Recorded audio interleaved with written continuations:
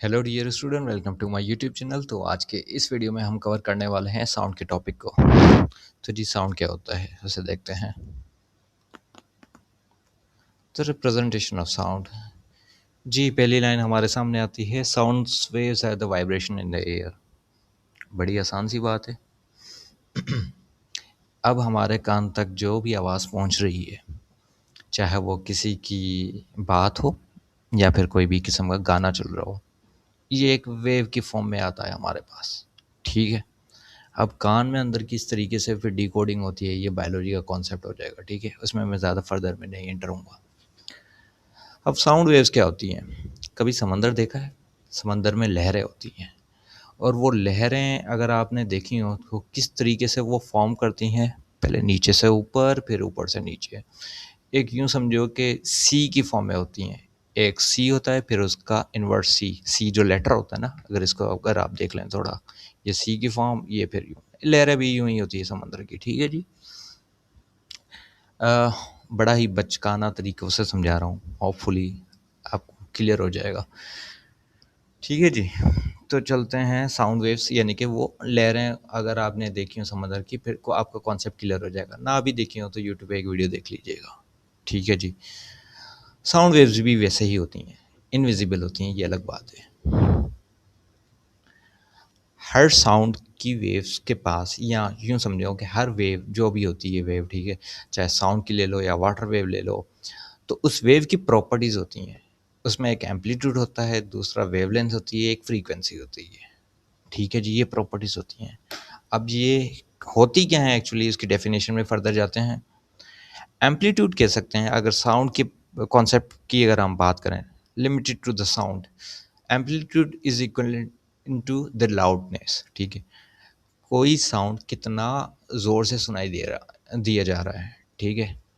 अब इस डायग्राम को अब अगर आप समझें, एक वेवलेंथ जो ले वेव बन रही है, ठीक है, वो कितना ऊपर जा रही है, जो जितना ऊपर जाएगी वो उसका एम्पलीट्यूड कहलाएगा। ठीक है जी, बात बराबर। उसके बाद वेवलेंथ क्या होती है? वेवलेंथ यूँ समझेंगे कंप्लीट साइकिल, ये यहाँ से स्टार्ट हुआ और फिर यहाँ तक कंप्लीट हुआ।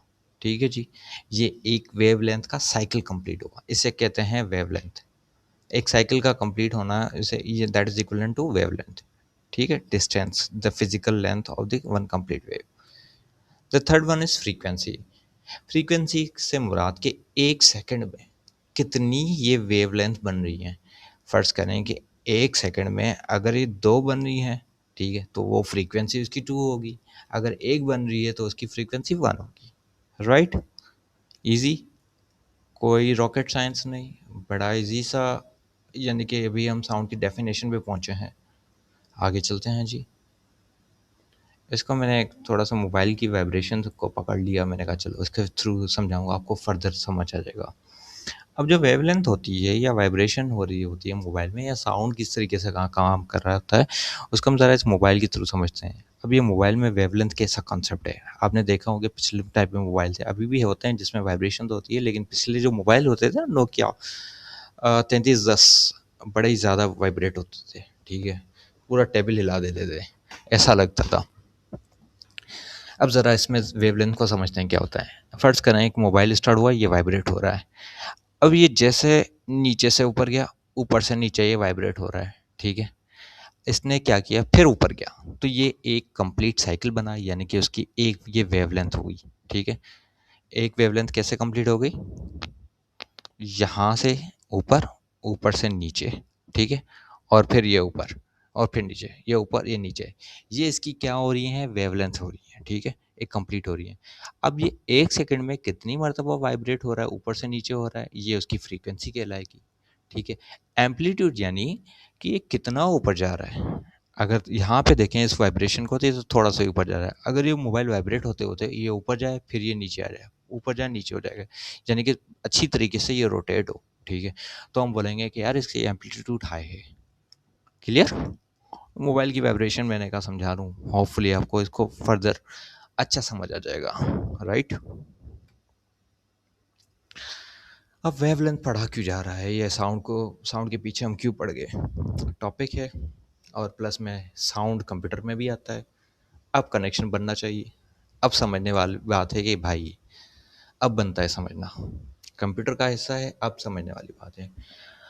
अब जो डेटा होता है ना, data can be either analogous, continued और डिस्क्रीट यानी कि डिजिटल। या तो वो एनालॉगस फॉर्म में होता है या फिर डिजिटल फॉर्म में होता है। अब जो हमारे पास वॉच होती है, वॉल क्लॉक, ये जो इस तरीके से दिख रही है ये एनालॉगस कहलाती है, ठीक है। और ये जो होती है ये वाली जिसमें नंबरिंग होती है ये हमारे पास डिजिटल कहलाती है, ठीक है। एनालॉगस कॉन्टिन्यूस फॉर्म वाली होती है, डिजिटल डिस्क्रीट होती है, राइट। साउंड हमारे पास एनालॉगस होता है, वो डिस्क्रीट नहीं होता। अब कंप्यूटर का जो काम होता है, कंप्यूटर की अंडरस्टैंडिंग, वो पहला मंत्र अगर आपको याद हो, कंप्यूटर सिर्फ बाइनरी नंबर के साथ खेल सकता है, उसको नंबरों का पता है, यानी कि डिस्क्रीट का कॉन्सेप्ट आ गया, डिजिटल का कॉन्सेप्ट आ गया, ठीक है जी। तो कंप्यूटर एनालॉगस डेटा के साथ काम नहीं कर सकता, तो हमने क्या करना पड़ता है, जो साउंड वेव्स होती हैं एनालॉगस, उसको पहले कन्वर्ट करना होता है डिजिटल में। कैसे किया जाता है उसका एक तरीक़ेकार है, ठीक है। साउंड वेव्स के छोटे छोटे सैंपल लिए जाते हैं और फिर वो कंप्यूटर में स्टोर किए जाते हैं। स्टोर होने के बाद अगली हरकत स्टार्ट होती है। Sampling means मेयरिंग the amplitude of the sound waves, यानी कि कोई भी अगर साउंड सुनाई दिया जा रहा है, यानी कि कितनी उसकी लाउडनेस है और वो लाउडनेस की मेयर क्या है। आगे एक डायग्राम है, उसके उसको देखकर आपको फर्दर अंडरस्टैंडिंग हो जाएगी कि एम्पलीट्यूड को मेयर किस तरीके से किया जाएगा, ठीक है। यहाँ पे एक आपको चिप दिखाई नज़र आ रही है, ये एक चिप होती है, पीसी में हमारे लगी होती है। इसका काम क्या होता है, ये साउंड वेव्स को पकड़ता है, राइट। अब फ़र्ज़ करें आप मेरी बात सुन रहे हैं ना, अब ये जो मैं जो बात कर रहा हूँ ये बाइनरी लैंग्वेज में तो मैं नहीं बात कर रहा, 100 के फॉर्म में अब मैं कुछ कहूँ आपको समझ आ जाए, ऐसा तो नहीं हो रहा, राइट। तो मेरी बात एनालॉगस फॉर्म में आ रही है साउंड वेव्स ने, इस चिप का काम है ये इनको पकड़ेगा इस साउंड वेव्स को और इसको बाइनरी नंबर में इनकोड करेगा, ठीक है। फिर वो जो आपका स्पीकर है उसको डिकोड करके आपके कानों तक पहुंचाएगा कि मैंने क्या लेक्चर में ये डाला है, राइट। इसको एडीसी कहते हैं, एनालॉग टू डिजिटल कन्वर्टर। हाँ जी, ये आपकी ही किताब से मैंने ये सैम्पल पिक्चर उठाई है। अब इसको ज़रा समझते हैं।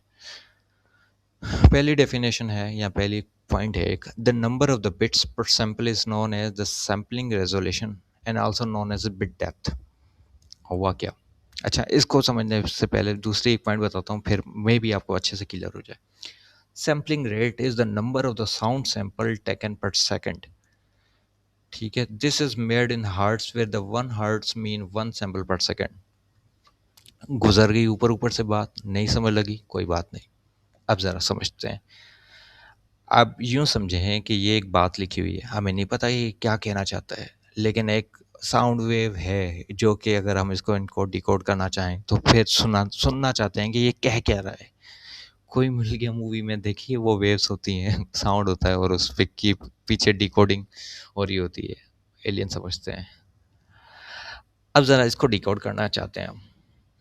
हुआ क्या, एक साउंड बजा, ठीक है। साउंड यानी कि यूँ समझोगे एक डम आवाज़ है, ठप या ब्रम, कुछ भी आवाज़ हुई तो एक अच्छे किस्म की लाउडनेस क्रिएट हुआ। उस लाउडनेस की मेयरमेंट थी भाई, वो 10 पे पहुंचा है, ठीक है। अब ये कौन करेगा मेयर, ये किसका काम है कन्वर्ट करना, ये एडीसी करेगा, ठीक है। हमारे सामने ये सिर्फ सैंपल है। और दूसरी बात, ये सैंपल 0 से 10 तक गया कैसे, ये कैसे पता चला। बेसिकली अगर इन ये जितने भी नंबर्स हैं अगर इनको आप बाइनरी में कन्वर्ट करेंगे तो 10 का भी बाइनरी होगा, 4 बिट्स पे मुश्तमिल होगा, 4 बिट्स पे, ठीक है।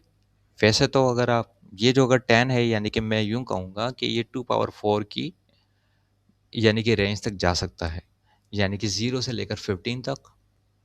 15 तक आपके पास जितने भी नंबर हैं, अगर 15 का भी अगर आप बाइनरी निकालें तो वो क्या होगा, 4 बिट्स का निकलेगा आंसर, ठीक है। हमने 11 12 13 14 15 को छोड़ दिया, सिर्फ 10 तक अगर हम ले आए, हमने कहा कि यार हमारे पास साउंड ही इतना है तो चलो इसको मेयर करके देखते हैं, राइट। ये पहला जो जो लाउड एम्पलीट्यूड हमने कलेक्ट किया ये था 10 पे, दूसरा ये कलेक्ट किया ये 3 पे, फिर ये तीसरी पॉइंट थी ये 9 पे, ये 9 दिख रहा है सामने, ये फिर लास्ट में 0 पे और उसके बाद फाइनली अगेन 10 पे। यहाँ तक बराबर हमने क्या किए कि 5 जो है ना सैंपल उठा लिए, राइट।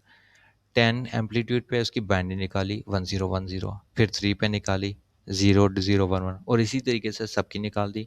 और इसकी हमने बिट डेप्थ देखी। बिट डेप्थ कैसे है, क्या है, यानी कि ये बता रहा है कि टोटल एम्पलीट्यूड की जो बाइनरी इक्विवेलेंट है ये 4 बिट्स पे मुश्तमिल है। जितनी बिट्स पे मुश्तमिल होगी वो उसकी बिट डेप्थ कहलाएगी, राइट। अगर आपका एम्पलीट्यूड अप टू 100 होता और 100 की अगर आप बाइनरी निकालें, 100 का एक डेसिमल वैल्यू को अगर आप बाइनरी में ले जाएं, फिर उसके जितने भी बिट्स बनते हैं वो उसकी बिट डेप्थ कहलाएगी। ठीक है जी।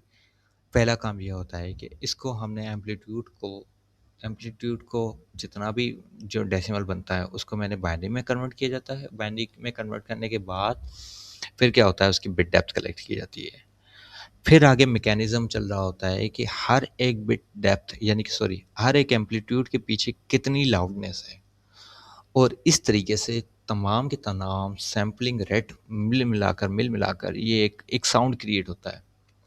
अब यहाँ पे एक सवाल है आपसे, अगर स्पीकर से हेलो सुनाई दे, एक वर्ड की बात करते हैं, ज़्यादा कोई सॉन्ग की बात नहीं करते, ज़्यादा बड़ी स्पीच की बात नहीं करते हैं, एक साउंड है हेलो, मैंने कहा हेलो, स्पीकर से आवाज़ आई हेलो।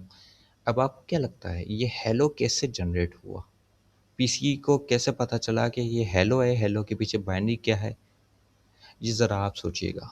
ये अगर ना समझ आए कमेंट में डालिएगा, फिर इसका मैं आंसर दूंगा एक अलग वीडियो बना के, राइट।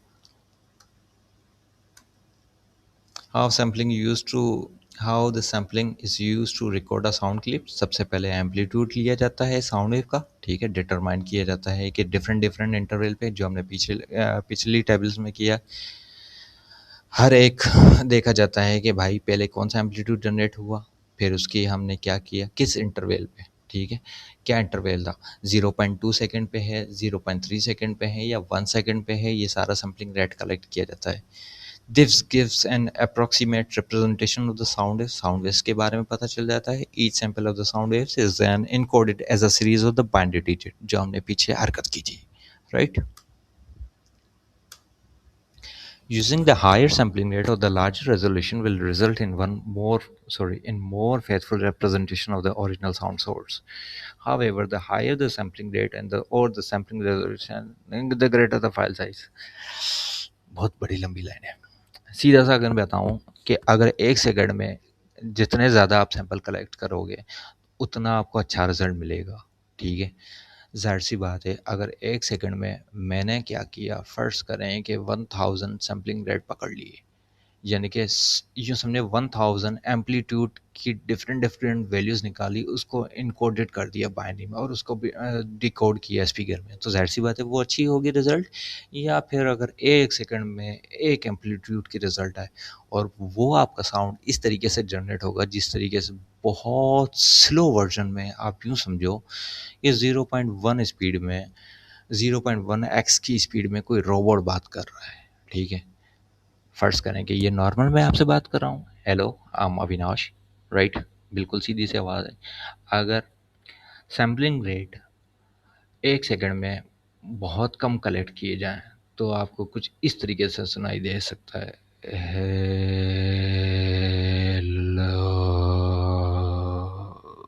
बढ़ाई, ठीक है। आई होप कि आपको ये कॉन्सेप्ट समझ आ रहा है, राइट। बेनिफिट्स क्या हैं और फिर ड्रॉबैक्स क्या हैं? भाई अगर सैम्पलिंग रेट अच्छा होगा, 1 सेकंड में ज़्यादा सैंपल रेट कलेक्ट किए जाएंगे तो उसकी ज़ाहिर सी बात है रेंज ज़्यादा मिलेगी, ये बेनिफिट है। लेकिन मसला क्या है कि ज़ाहिर सी बात है फाइल की साइज़ हमारी बढ़ती जाएगी। बेनिफिट साउंड बेटर दिखाई देगा, अभी मैंने एक ट्राई आपको डेमो दिखाया।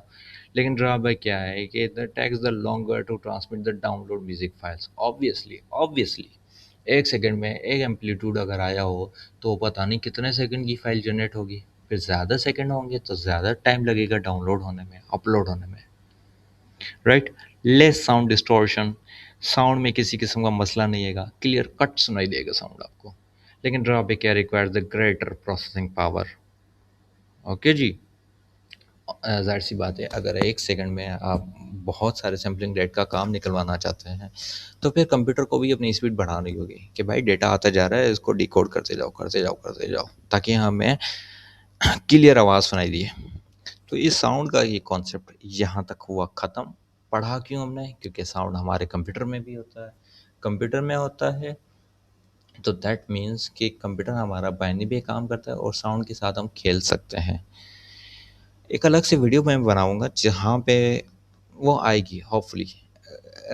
एक टाइम पे वो I think that is needed. बड़ा मिसकंसेप्ट फैलाया जा रहा है। अच्छे-अच्छे लोग यानी कि जो सीईओ लेवल के लोग हैं, अजीब-सी बात कर रहे हैं। इतना कुछ ये आउटडेटेड कोर्स है कंप्यूटर साइंस का। ये चीज़ें नहीं पढ़ानी चाहिए। अब उस नेक्स्ट वीडियो में मैं नेक्स्ट तो नहीं, कभी एक वीडियो बनाऊँगा उसमें बताऊँगा कि कंप्यूटर साइंस एकेडमिया में क्या है और कंप्यूटर साइंस मार्केट में क्या है। ठीक है जी। अब ज़्यादा मैं ज्ञान की तरफ नहीं जाना चाहता अभी फ़िलवक़्त, इसको हम यहीं पे ख़त्म करते हैं। राइट, मिलते हैं नेक्स्ट वीडियो में, तब तक अपना ख़्याल रखिएगा। Thank you so much.